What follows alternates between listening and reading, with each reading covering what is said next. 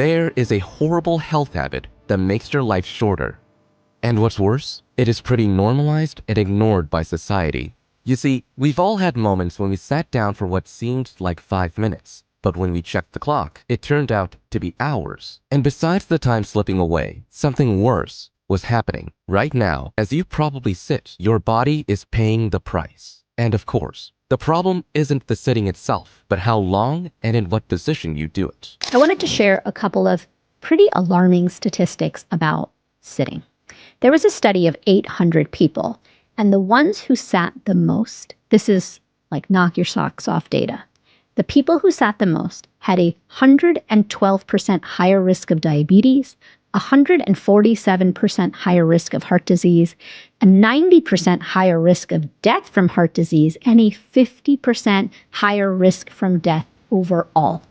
All to say that sitting is actually bad for our health, our well-being, and, as it turns out, your stress and burnout. Like walking is something that's a very natural phenomenon that all of us do. We don't really feel like walking. When we are feeling a sense of stress, you just want to be still. But science shows that, you've heard of the expression, sitting is the new smoking. You've heard of that expression. Yeah. But a research study found that sitting can also increase your sense of anxiety. As you see, studies have shown that we should pay more attention to this common problem, and I haven't even mentioned spine problems yet. So in this video, I will show you everything you need to know about this problem, what to avoid, what to do, and some bonus tips. Have you ever noticed how hard it is to focus after hours of sitting at your desk? In fact, sitting too long can make you feel less alert. That's because your brain isn't getting enough oxygen-rich blood. It's like your mind starts to power down, and you're suddenly stuck in slow mode. So, while sitting seems harmless, it can actually put a strain on your whole body. Muscles get weak, blood flow slows, and your brain gets foggy. It's not just about comfort, it's about your long-term health. It's easy to lose track of time when you're sitting, whether you're working, playing games, or watching a movie. But your body needs movement to stay healthy. The longer you sit, the more potential problems you're setting yourself up for. It might not seem like a big deal. After all, sitting is comfortable, right? But the truth is, your body wasn't made to stay still for hours on end. Sitting for prolonged periods of time, because think about it, you sit all day at work, and then you sit in a car going back home, and then you sit on your sofa all day. So the human body hasn't been designed to just sit all day. We are meant to move and move our bodies. When you sit for too long, your muscles start to weaken. They're not being used, so they lose strength, especially in your legs and back. Over time, this can lead to poor posture and even back pain. You know when you sit slouched in your chair and you're halfway down the seat? Yeah, your spine really doesn't like that. Prolonged sitting in this position will in time cause rigidity and tightness in the tight muscles. We can see them colored in blue. These are chronically short muscles, what we call locked short. In addition to the posterior leg muscles, the hip flexors are also chronically short from prolonged sitting. Rigidity in the hip flexors is a direct cause of weakness in the antagonist hip extenders. Muscle imbalance. Muscle imbalances are the #1 cause of lower back pain. What happens to the sacroiliac joint? The joint between the sacrum and the pelvic bones. The sacroiliac joint and the sacroiliac ligaments are under load. What happens to the lumbar spine? Here we can see a neutral spine and lumbar flexion. In prolonged slumped posture, the lumbar spine is flexed over time. Damage includes increase in posterior annulus strain, damage to the annulus of the disc, increase in intradiscal pressure. What happens to the connective tissues?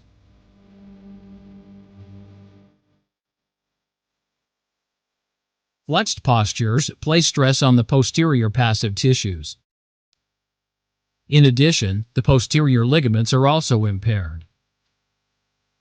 Not only that, but sitting for long stretches can slow down your circulation. Your blood isn't flowing as well as it should, and this can make you feel tired or sluggish. In the long run, it can increase your risk of developing heart disease or even blood clots. Your body's like, hey, remember when we used to move? I missed that. So because we're sitting, I'm thinking about the blood flow of the brain.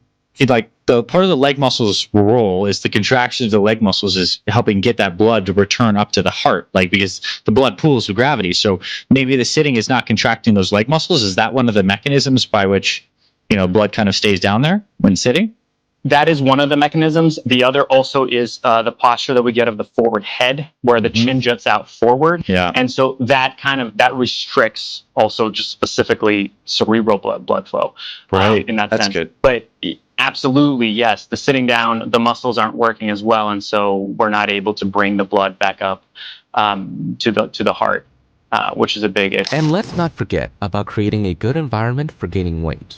When you're sitting, your body is burning way fewer calories, but still, it's mostly just a correlation. And the study from 2013 proves it. Prospective studies report associations between indicators of time spent sitting and obesity risk. Most studies use a single indicator of sedentary behavior and are unable to clearly identify whether sedentary behavior is a cause or a consequence of obesity. Purpose: to investigate cross-sectional and prospective associations between multiple sitting time indicators and obesity, and examine the possibility of reverse causality. However, none of the sitting exposures were associated with obesity, either cross-sectionally or prospectively. So now, let's talk about how to fight it. Obviously, the most important thing is to reduce the time spent sitting. Exercising is great. The problem was there was some Australian research done, and this is kind of the stat that really made me go, I need to do something about this. This is what kind of jettisoned me out of all of it. And it's that if you sit 11 or more hours a day,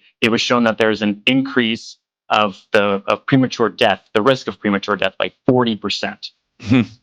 That hits, but that's not the bad news. The bad news of that article was that an hour of exercise, when they accounted for that, didn't decrease the risk. So it's not about increasing and exercising more. It is truly in that sense of sitting less. And that's not to say stop exercising. You should definitely exercise. There are so many amazing benefits to exercise. But it's kind of where you can't outwork a bad diet. You can't out-exercise bad sitting habits and really inactivity habits, we should say, before people start saying, I'll just lay down. And that's not technically sitting. It's the same thing. It's inactivity. Let's be real there. But it's sort of that same concept of we're doing almost too much of the bad that, yeah, we're bringing in the good, but it may not be enough. We need to decrease the bad. It's like you're eating a bunch of junk food, but you take a multivitamin. It's like, yeah, I mean, that kind of concept.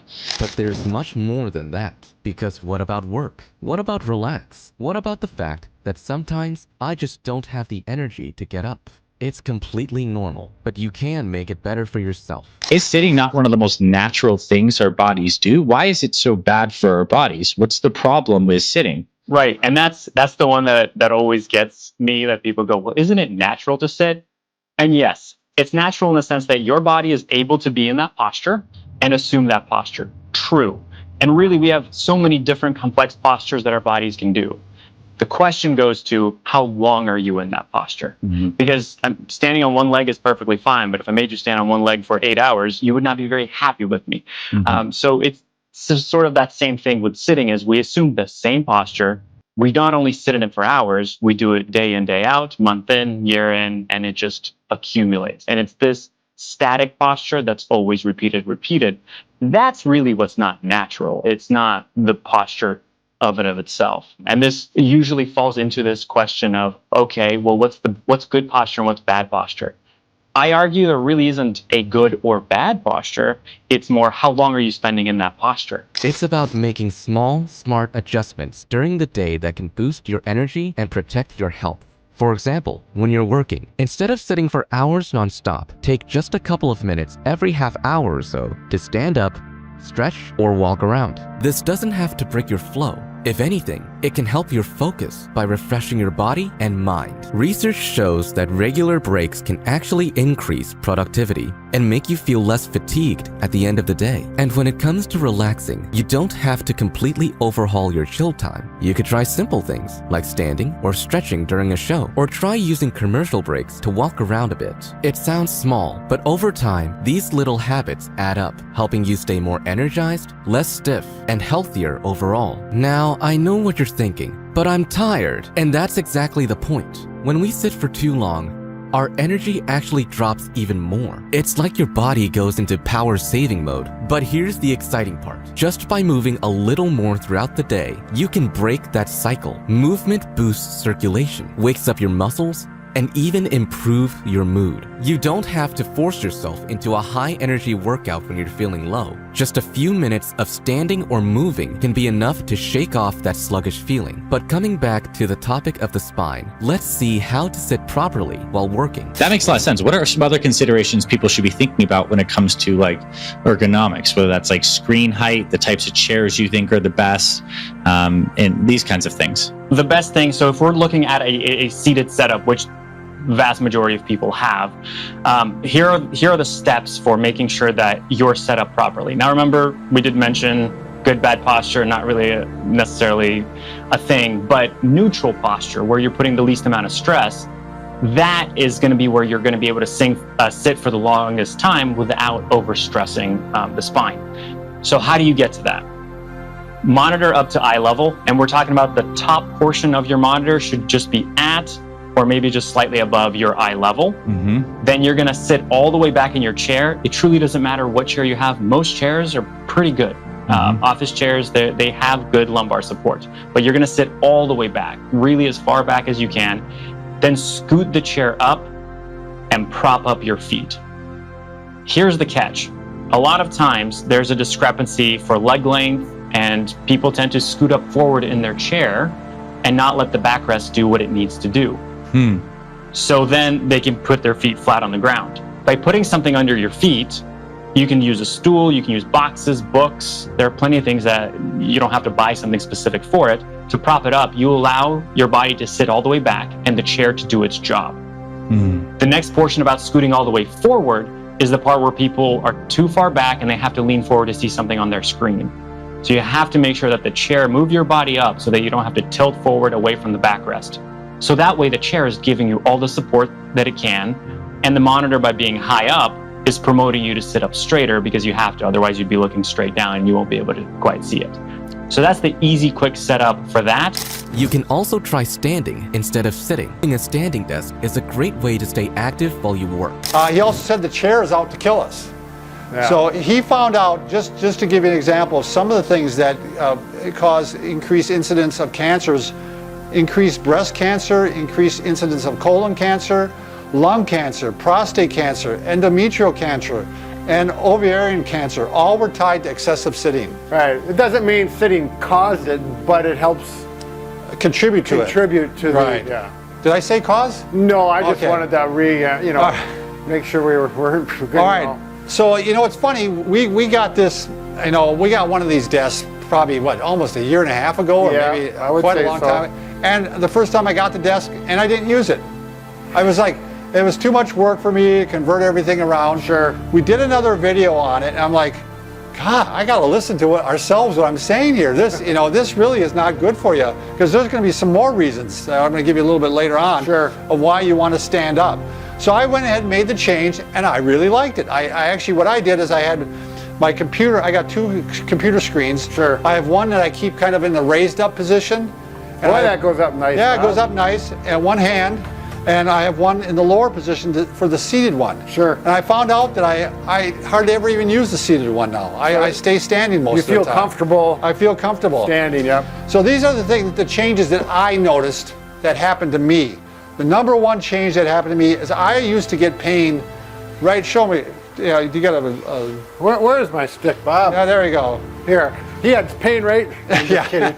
Right in that area here, right between the shoulder blades. Very common. It's typically from poor posture that you're not aware of because you're working on the computer. I'm on the computer. When you stand, your muscles stay engaged, your posture improves, and you can avoid back and neck pain. You don't have to stand all day. Just take breaks and switch between sitting and standing. This helps your body stay healthy and keeps you feeling more energized while working.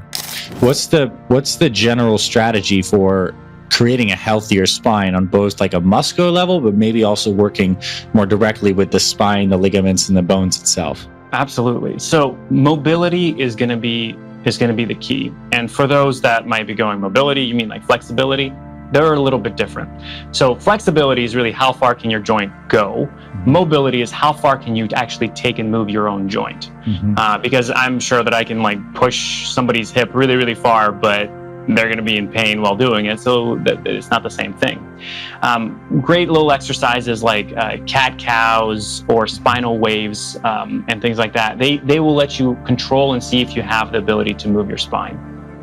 The catch is, most of us, we don't do that often. And if somebody says, you know, just move your spine, you go, what? I don't know how to do that. I don't understand how to do that. So then we can use movements that are above and below. So things like child's pose is inevitably going to bend your spine. Things like upward facing dog is inevitably going to extend your spine into the other position. And so finding those ways of going from extreme and controlling it back and forth, that's how you can work on some more of that mobility side of things. Now, you can have all the flexibility of the spine that you want, but if you don't have the right muscle strength and coordination, that mobility piece won't be there. So you might go to lift something and you can still hurt yourself. That's where we go, what are the muscles that are going to help the spine move properly? Once again, we're coming back to our glutes that we sit on so much, but they're going to be a huge helper, especially for guys, to be able to lift some of those heavier weights, because a lot of guys want to go like, yeah, I got to be strong. And that's where the adage of lift with your legs, not your back comes from, is your hip extension, when you can actually fully come on up, should be done by your glutes, by your big hip muscles, as opposed to by your little spine extensors. And making sure that you change that dynamic of what the right muscles are working, you're going to let your back feel a little bit better.